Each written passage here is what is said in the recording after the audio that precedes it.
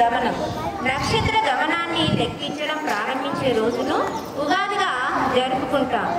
ఉగాది అనే పదం యుగాది అనే పదం నుండి వచ్చింది. అనగా సంవత్సరంలో మొదటి రోజు చైత్ర శుద్ధ పాడ్యం రోజున జరుపుకోబడుతుంది.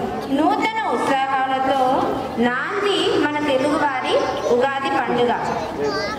ఉగాది పండుగను చైత్ర శుద్ధ పాడ్యం నాడు బ్రహ్మదేవుడు విశ్వాన్ని సృష్టించాడని పురాణాలు చెబుతున్నాయి. ఇంకొక కథనం ప్రకారం సోమకారుడు అనే రాజు బ్రహ్మ దగ్గర నుండి వేదాలను దొంగలించాడు. అప్పుడు విష్ణుమూర్తి మత్స్యావతారంలో వెళ్ళి సోమకారుని వధించి వేదాలను తీసుకువెళ్ళి ఆ రోజున ఉగాది పండుగ జరుపుకుంటానని పురాణాలు చెప్తున్నాయి. ఉగాది రోజు నుండి తెలుగు సంవత్సరం ప్రారంభమవుతుంది. కాబట్టి ఇల్లును శుభ్రపరచుకోవడం, వాకిళ్ళను శుభ్రపరచుకోవడం, కొత్త బట్టలను ధరించడం అనేది జరుపుకుంటాము. మన దేశంలో వివిధ ప్రాంతాలలో పలు రకాల పేర్లతో ఉగాది పండుగను పిలుస్తారు.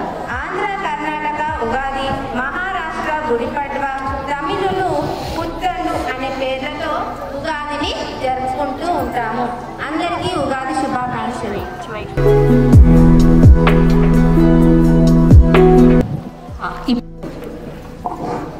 మన విద్యార్థులందరికీ కూడా ప్రత్యేక ధన్యవాదాలు చక్కగా తెలియజేస్తూ మరి ఈ క్రోధినామ సంవత్సరం ఈ యొక్క ఉగాది క్రోధినామ వత్సరాదిని అంతయు క్రొత్త ధనము ఇచ్చుకోర్కె మీరా క్రోధినామ వత్సరాదిని అంతయు క్రొత్త ధనము ఇచ్చుకోర్కె మీరా వేయి అడుగులందు విజయము ఎదురై వేయి అడుగులయందు విజయము ఎదురై మంగళము పలుకు మాన్యులారా మంగళము పలుకు మాన్యులారా.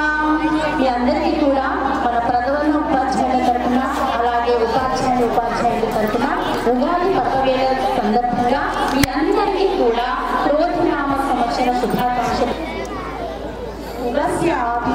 ఉగాది మీకందరికీ కూడా క్రోధినామ సంవత్సర శుభాకాంక్షలు. ఈ క్రోధినామ సంవత్సరంలో అసలు ఉగాది అంటేనే గుర్తుకు వచ్చేది ఉగాది పచ్చడి, అలాగే పంచాంగ శ్రవణం. ఈ పంచాంగ శ్రవణం తెలియజేయాలి అంటే 5 భాగాలు ఉంటాయి. అందులో తిథి, వారం, నక్షత్రం, యోగ, కరణాలు. తిథి సంపదను ఇస్తుంది, వారం ఆయుష్ని పెంచుతుంది, నక్షత్రం పాపాలను పోగొడుతుంది, యోగం రోగ నివారణ చేస్తుంది, కరణం కార్యం ఈ విధంగా 15 తిథులు, 7 వారాలు, 27 నక్షత్రాలు, 27 యోగాలు, 11 కరణాలు. ఈ విధంగా జ్యోతిష శాస్త్రంలో ఇవన్నిటి ఘన విభజన చేస్తూ మన పండితులు ఒక మనిషి పుట్టిన జన్మ నక్షత్రం ప్రకారంగా ఈ ద్వాదశ రాశుల యొక్క ఫలితాలను ఈ సంవత్సరం అంతా కూడా తెలియజేయడం జరుగుతుంది. ప్రతి పల్లెటూళ్ళల్లో కావచ్చు, లేదంటే పట్టణాలలో కావచ్చు, ఉగాది పచ్చడి సేవించిన తర్వాత పండితులు వాళ్ళ ద్వాదశ రాశుల యొక్క ఫలితాలను వివరించడం జరుగుతుంది. వ్యయ ఆదాయాలు, అలాగే రాజపూజాలు, అవమానాలు, ఈ విధంగా వాళ్ళు జ్యోతిష శాస్త్రం ప్రకారంగా ధన విభజన చేస్తూ ద్వాదశ రాశుల యొక్క ఫలితాలను తెలియజేస్తూ ఉంటారు. మరి ద్వాదశ రాశులు అంటే మీకు అందరికీ తెలుసు. ఏంటి? మేషం, వృషభం, మిథునం, కర్కాటకం, సింహం, కన్య, తుల, వృశ్చికం, ధనస్సు, కుంభం, మీనం, మకరం. ఈ విధంగా ద్వాదశ రాశుల యొక్క ఫలితాలను పండితులు వివరిస్తూ మనకు ఆ సంవత్సరంలో జరిగేటువంటి శుభ అశుభ ఫలితాలను అన్నింటినీ కూడా తెలియజేస్తారు. మళ్ళీ మీకందరికీ ఒకసారి క్రోధినామ సంవత్సర శుభాకాంక్షలు. ఉగాది రోజున ఉగాది పచ్చడి చాలా విశిష్టమైన స్థానాన్ని కలిగి ఉంటుంది. ఉగాది పచ్చడిలోని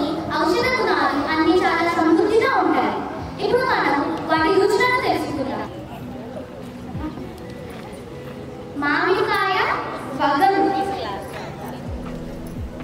బెల్లం తీపి, వేప పువ్వు చేదు,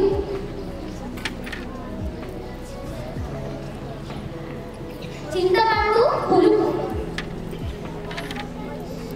వాము కారం, ఉప్పు లవణం. ఇప్పుడు మనము ఒక్కొక్క వాటి ఉపయోగాలను తెలుసుకుందాం. బెల్లం మనసును ఆహ్లాదపరుస్తుంది.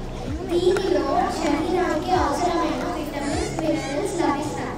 దగ్గు, అజీర్తి, ఎలర్జీ మరియు మలబద్ధకాన్ని నివారిస్తుంది. చింతపండు జీర్ణశక్తిని కలిగిస్తుంది, కారణకారిగా పనిచేస్తుంది. ఉప్పు రుచి పుట్టిస్తుంది, శరీరంలో ఎలక్ట్రోలైట్స్ ను బ్యాలెన్స్ చేస్తుంది. వాము ఆకలిని పెంచుతుంది, జీర్ణశక్తిని కాపాడుతుంది, అల్సర్ దారి చేయకుండా కాపాడుతుంది. దీనిలో ప్రోటీన్స్, వైటమిన్స్, మినరల్స్ ఎక్కువగా ఉంటాయి. వేప పువ్వు కడుపులోని రక్తశుద్ధికి తోడ్పడుతుంది, అనేక రకాల చర్మ వ్యాధుల్ని సహాయపడుతుంది.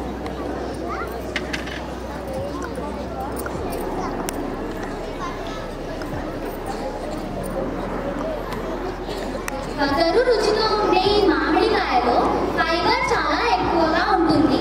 కడుపులో పేరుకుపోయిన మలినాలను బయటికి రప్పించడానికి ఉపయోగపడుతుంది.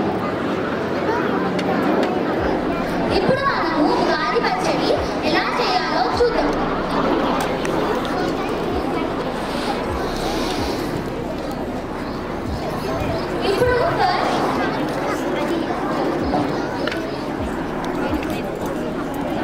ఇప్పుడు మనము చింతపండు రసాన్ని ఒక కుండలోకి తీసుకోవాలి.